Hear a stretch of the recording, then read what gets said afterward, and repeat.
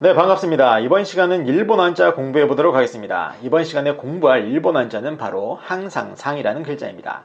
자, 이 항상상이라는 글자가 일본에서는 어떻게 음독되고 훈독됐는지 살펴보도록 하겠습니다.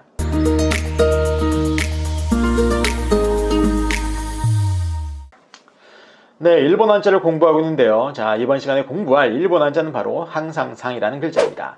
자, 이 항상상이라는 글자가 일본에서는 어떻게 음독되고 훈독됐는지 살펴보도록 하겠습니다. 자, 먼저 음독입니다. 자, 일본어 음독은 한자의 음에 해당하는 그런 부분이다 라고 말씀드렸는데, 자, 일본어 음독을 살펴보기 위해서는 먼저 한자의 음을 나누어 살펴봐야 됩니다. 자, 그럼 이번 시간에 공부할 한자는 뭐죠? 그죠? 항상상이라는 글자죠. 그래서 항상상이라는 글자의 음인 이 상이라는 음을 초성, 중성, 종성으로 나눠 살펴보면 초성은 시옷이 되겠고 중성은 아가 됩니다. 그리고 종성은 이응이 되겠죠. 자, 그래서 여기에 해당하는 일본어가 어떤 것인가만 알면 그리고 그것을 결합한 것이 바로 음독이 되는 것이다 라고 여러분들이 생각하시면 되겠습니다. 자, 그러면 초성, 시옷에 해당하는 일본어는 어떤 거냐? 자, 초성, 한자음에서 초성, 시옷은 대부분 일본어로 넘어가서는 사행으로 발음됩니다. 사행. 일본어 사행. 자, 이게 무슨 의미냐면 초성 시옷이 일본어 사행으로 발음된다는 것의 의미는 그 초성 시옷의 음이 그대로 살아서 일본에서도 발음이 된다는 소리예요. 아시겠죠? 그래서 시옷의 음이 그대로 살아서 일본에서도 발음이 된다라고 여러분들이 생각하시면 되겠고, 그리고 중성과 종성은 아와 이응이 되는데, 자, 여기서 중요한 점이 뭐냐? 바로 한자 음에서 초성을 뺀 나머지 음이 앙으로 끝날 경우에는 대부분 일본어에서는 오우로 발음됩니다. 오우. 자, 오우로 발음된다라고 여러분들이 생각하시면 되겠어요. 아시겠죠? 자, 그래서 결국에 이 초성과 중성과 종성의 합인 오우라는 그 음이 결합을 한 것이 바로 일본어 음독이 되는 겁니다. 자, 그럼 결합해 볼까요? 자, 시옷의 음이 그대로 살아있다고 말씀드렸고, 그리고 앙이라는 음은 오우로 발음된다고 했으니 사와 시옷과 오우, 즉 소우가 일본어 음독이 되는 겁니다. 자, 그런데 재밌게도 이 일본어에서 이 소우라는 이 음은 어느 부분에 강세를 주냐에 따라서 그 음이 조금씩 변한다고 말씀드렸죠. 그래서 이 소우는 그 강세를 오에다 발음되는 경우 쇼로 발음되기도 하고, 그리고 시옷의 발음 강세를 둘 경우에는 조우로 발음되기도 합니다. 그런데 재밌게도 이 항상상이라는 글자는 조우로 음독되는 그런 한자입니다. 아시겠죠? 그래서 이 항상상이라는 글자는 조우로 발음된다라고 여러분들이 생각하시면 되겠습니다. 자, 이렇게 해서 항상상이라는 글자의 일본어 음독을 살펴보았고, 이번에는 훈독입니다. 자, 일본어 훈독은 한자의 뜻에 해당하는 그런 부분이다 라고 말씀드렸는데, 항상상이라는 글자에서의 뜻이 뭡니까? 그렇죠. 항상이죠.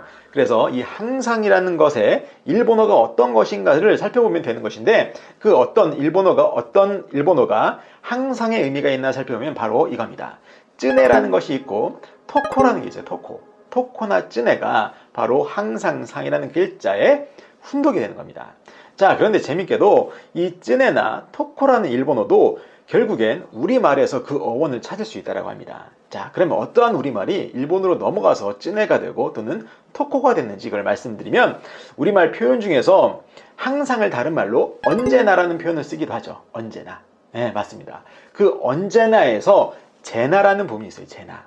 자, 제나라는 게 바로 그 시간을 나타내는 우리말 중에 하나입니다. 그래서 그걸 어떻게 알 수 있냐면, 언제나라고 할 때 제나가 이제나, 그제나, 저제나 할 때 그대로 동일하게 제나가 쓰이죠. 바로 그겁니다. 그 제나라는 것이 바로 우리말에서는 시간을 나타내는 그런 표현이었는데, 그 제나라는 표현이 일본으로 넘어가면서 제나가 주나가 되고, 주나가 주네가 되고, 주네가 쯔네가 되었다고 합니다. 아시겠죠? 자, 그래서 언제나의 뜻이, 언제나에서의 제나가 우리말이 일본으로 넘어가서 쯔네가 되었다라고 여러분들이 생각하시면 되겠고, 또 다른 훈독은 토코가 있었죠. 이 토코라는 것도 그 우리말에서 그 어원을 찾을 수가 있는데, 어떠한 우리말이 일본어 토코가 됐나 살펴보면, 자, 우리말 표현 중에서 장소를 나타내는 표현 중에서 대라는 것이 있습니다. 대라는 것은 예를 들어서 무엇 하는 대, 또는 갈 데가 있다라고 할 때 그 대, 또 누울 데가 있다라고 할 때 그 대, 그 장소를 표현한 대라는 표현과, 그리고 장소를 나타내는 또 다른 표현 중에서 곳이라는 게 있죠. 무엇 하는 곳이라고 할 때 그 곳입니다. 그 두 개의 표현이 결합된 거라고 합니다.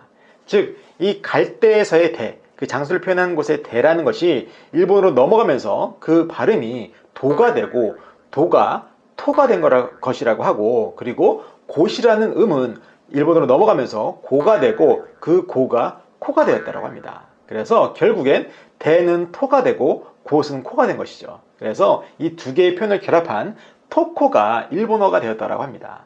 굉장히 재밌죠. 그래서 장소를 표현하는 것이 왜 언제나 항상이라는 뜻이 되었냐? 그 항상이라는 것은 시간과 장소에 구애받지 않고 불변한 거 아니겠습니까? 그래서 이 장소를 나타내는 표현도 일본어에서는 항상이라는 의미로 사용된다고 합니다. 자, 그래서 여러분들이 평소에 장소를 나타내는 대나 곳이라는 것을 연상을 하시거나 그런 것들 표현을 사용하시거나, 아니면 언제나라고 할 때 그 언제나에서의 제나가 일본에서는 쯔네가 되었구나 라고 여러분들이 생각하시면서 일본어를 공부하실 때마다 이 항상상이라는 글자는 아주 쉽게 공부할 수 있을 거라 생각이 됩니다. 자, 그래서 이 항상상이라는 글자의 일본어 음독과 훈독을 살펴보았고, 이번 동영상이 도움이 되시다면 좋아요와 구독 버튼, 그리고 알림 설정도 꾹꾹 눌러주시면 감사하겠습니다. 자, 이번 시간도 수고 많으셨습니다.